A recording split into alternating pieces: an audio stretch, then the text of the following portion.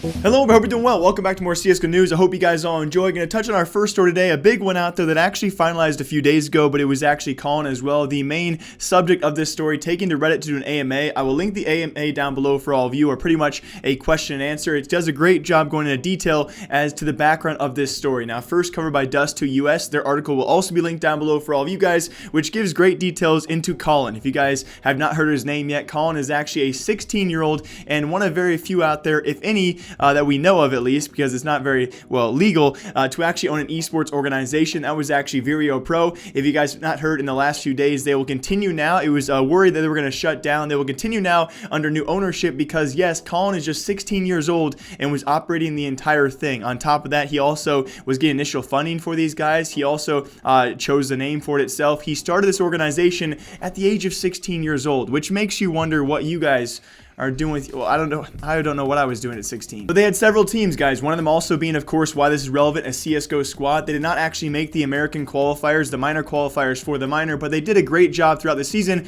in Mountain Dew League, going 14-5 in the main season, having a great chance to actually make Pro League. They fell short, though, a few rounds in, but nonetheless, guys, a pretty successful for a startup company like this, ran by a 16-year-old, very successful. If you guys also read the Reddit AMA, this guy is incredibly intelligent, and again, it's almost a funny story to talk about because he might be facing some legality issues. I'm probably hopefully going to talk and reach out to him more about that and maybe give you guys more details on that. But despite that, his success is unreigning. I cannot wait to see when he does turn 18 years old, which is the legal age to actually own or operate an esports organization. He doesn't really know if he's going to come back. He actually addressed this question several times. 2 to 3 years is a very long time. A lot can happen, and nonetheless, he's certainly made his mark, at least in my opinion. I don't know what you guys think about this. Vireo Pro, though, has other teams out there, and they will continue. He did make sure to stress, guys, his one main responsibility going forward until he's completely done. He's going to sell off whatever he needs to and make sure the players continue to be paid. We've seen many times in North America, especially with startup organizations, they get initial funding, those funders and the investors back out, and the players are the ones that get screwed over. This is a very similar case. The investor, apparently, according to Colin as well, kind of a sketchy investor, suspicious as well, but also on both sides, he does admit, kind of ignorant. He never actually asked Colin his age. It was never brought up, and that's why Colin never came forward and said,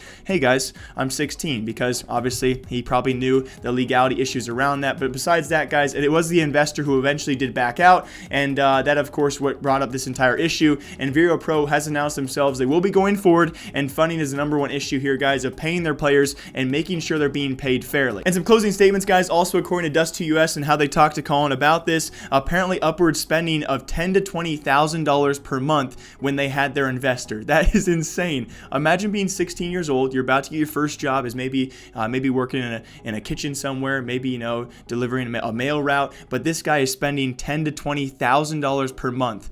That is absolutely insane. You've made your mark, Colin. I will reach out to him on Twitter if you guys want to see an interview or some any other details. Maybe leave questions down below. But nonetheless, guys, has made his mark in the CSGO scene. I hope we get to see this guy back here in 2 years when he can legally operate a CSGO organization. But on top of that, guys, we have all seen recently the rise in VAC ban, the slow but sure step forward by Valve, guys, and their VAC ban system, especially thanks to Norse, other, of course, reports out there, guys. Over 20 million unique visitors to CSGO ever since it went free to play just previously in December, guys. Also December, breaking tons of records out there. Just to compare to other, of course, we only can really compare to so many games out there with VAC bans. To compare it to the Chinese version of CSGO, guys, in there just over 5 months of operation, okay? Just over 5 months, just short of 6 months actually of operation. They have nearly 800,000 VAC bans in total, which is still an astounding amount. They were actually breaking records throughout every month with the amount of VAC bans they had in the Chinese system because, well, Chinese CSGO is also free to play if you prove your citizenship.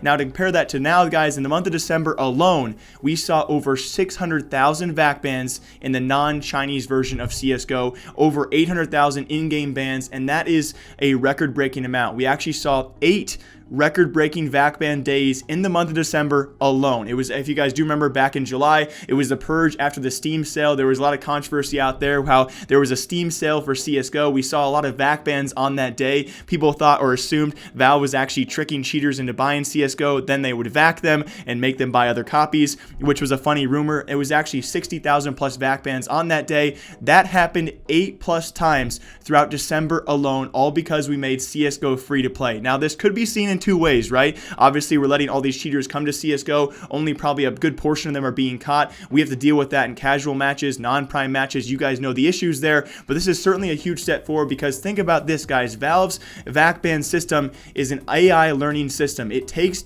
catching cheaters to actually learn from them, and let's be honest, guys, 800,000 in-game bans, 600,000 VAC bans itself. VAC ban system is now getting better and better because of this. And is this why CSGO, is this why Valve actually did this? Do they make it free to play to trick cheaters into actually teaching their system how to VAC ban faster? We have to assume probably. And I'll tell you what, through my 2 non-prime matches I've actually played, guys, I have played 2 non-prime matches. I have played against a cheater in both those matches, and I can tell you within 3 to 4 days of actually checking on those accounts, they were VAC banned. Although they were new accounts and, you know, maybe not too much punishment was done because they can just make a new account, it is no question in my mind that VAC ban is getting smarter because of this. And if this was a checkmate move by Valve, well, hopefully in the future this will be, of course, a strong step forward and a long step forward for the future of VAC catching these cheaters right away. So did Valve make the right move here, making CSGO free to play? Yes, we suffer now. I understand that, guys, especially non-prime matchmakers, but do we get rewarded in the future? It seems very likely. And also another news out there was actually Xantares came forward with an HLTV interview, and he had some news for us that we already knew about. There were rumors about Xantares having offers from several teams out there, one of them being FaZe Clan, another was actually Mouz Sports. He did go ahead and confirm, guys, he had offers from both those rosters and declined them because of the friendly atmosphere that was brought upon by Big. Now, if you guys do not know, Big, of course, did sign him. We have Big, apparently Next has a hand injury. He's kind of trying to heal up from that, but he will return to that roster. They could possibly be the first ever team to try out a 6-man roster, maybe have some players specialize on CT or T side. We'll see how it plays out in the future, but to imagine, though, this guy has an offer from 2 of the top 5 orgs, or 2 of the top 5 CSGO teams in the world on a consistent basis, one of them being by far probably the wealthiest organization in CSGO or in esports, that being FaZe Clan, and he denies them because he feels more at home from the players and the management at Big. That speaks worlds for this guy, and I cannot wait to see how they do their first time back with him in the roster and how this roster does in the future. It's just hard to imagine FaZe Clan approaching a player and a player actually saying no. It might happen more than we think, but for Xantares doing that, I have much respect. And also, very lastly in CSGO news, I want you to do me a favor, guys. Comment down below, Jake, you should not cover this stuff. Maybe you should. It's a bit of a lower drama out there that I thought maybe I'd just clear up very briefly. If you guys were actually checking Henry G's Twitter this past weekend, he actually did tweet out this. A bit of a, not necessarily a warning, but kind of a teaching lesson for a player out there known as Isk. He's a UK CSGO player, and this past weekend was the ASUS Row Community Challenge. So a lot of fun teams were there. Sponge had a team, of course. Henry had a team. Izaku, I never know how to pronounce his name. He had a team. Flom had a team. A bunch, Pronax as well. A bunch of fun players out there fielding their own rosters for a pretty fun community challenge out there. Now, it was actually during their loss to Team Izaku. If you guys could leave a pronunciation in the comment section. It was actually during their 2-0 loss to them. Henry did tweet that out, according to him as well, and other players. Apparently, it was Isk who was actually trash-talking their IGL Rust during those matches. And, well, kind of a teaching lesson for a young up-and-coming player out there to maybe not get so toxic. He, of course, took to Twitter after that, guys, eventually to apologize. And I understand where this guy is coming from. I'm not a pro CSGO player. You guys certainly know that by now, but I tweeted out just last week how angry CSGO can make some people, especially me. It's one of the few games out there that makes me feel really toxic inside. So I tend to try and understand where he's coming from, especially at a level like this. Henry made a good point, though. It was a community challenge event, right? No official prize pool for the event. It was try to have some fun, try to get some exposure for the players, and this will certainly be a learning lesson for him going forward, as the community did take it out on him. They actually dug up some other tweets out there that he had sent out, like people usually do. They just dig up your past and bring it back against you, and they just badger you with it, and they never forgive you. But anyway, I really want you guys to let me know. Should I cover stuff like that? It's a very small story. Won't put it in the title, but if you guys want the breakdown of exactly what happened there, I can definitely cover this kind of stuff in the back half of the episodes. But as always, I hope you guys all enjoy. We have some big things going on, guys. Mountain Dew League qualifiers going on. We also have the minor qualifiers coming out with the next probably 12 to 14 days. I cannot wait to cover all of this, and thank you all, as always, guys, for stopping by here to watch my videos. As always, I'll see you guys back here tomorrow. Hope you guys all enjoy the rest of your days. My name is Jake. I'll see you then.